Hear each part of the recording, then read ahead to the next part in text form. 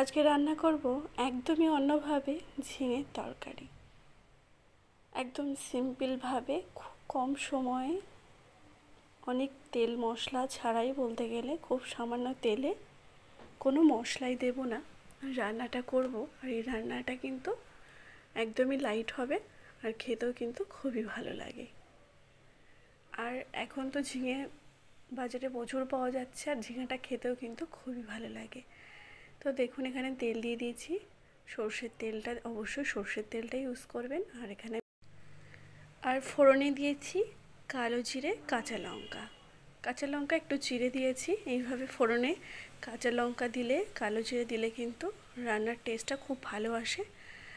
তো ঝিঙেটা দিয়ে দিয়েছি, দিয়ে একটু নাড়িয়ে চাড়িয়ে নিচ্ছি। আর ঝিঙে যেহেতু খুব জল বেরোবে, একটু জল জল সবজি, তো হালকা কম আছে, আমি একটু নাড়িয়ে চাড়িয়ে নেব 10-15 সেকেন্ড, বেশি নাড়াবো না। আর এর মধ্যে ঝিঙের মধ্যে আমি কিন্তু পাতলা পাতলা করে কিছুটা আলু দিয়েছি, খুব কম আলু দিয়েছি এখানে আমি। তো এখানে নুন আর হলুদ পরিমাণ মতো আমি দিয়ে দিলাম, দিয়ে আরও কিছু সময় এভাবে নাড়িয়ে চাড়িয়ে নেব। রান্নাটা খেতে কিন্তু খুব ভালো লাগে, অবশ্যই আপনারা ট্রাই করবেন। আমার তো ভীষণই পছন্দের।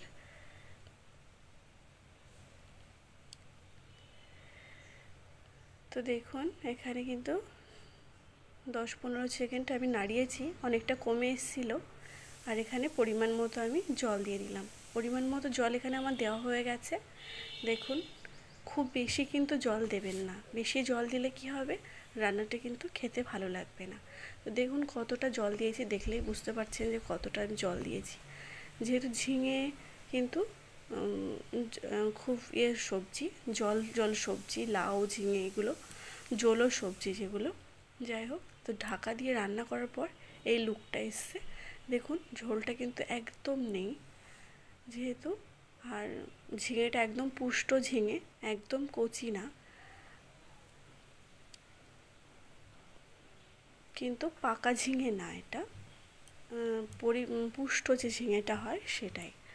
তো এখানে দেখুন আমি ঢাকা দিয়ে রান্নাটা করে নিয়েছি। তো এই যে নামিয়ে নিয়েছি। আমার রেসিপিটা ভালো লাগলে লাইক, শেয়ার, কমেন্ট করবেন। আমার চ্যানেলটিকে অবশ্যই সাবস্ক্রাইব করে পাশে থাকা বেল আইকনটি প্রেস করবেন।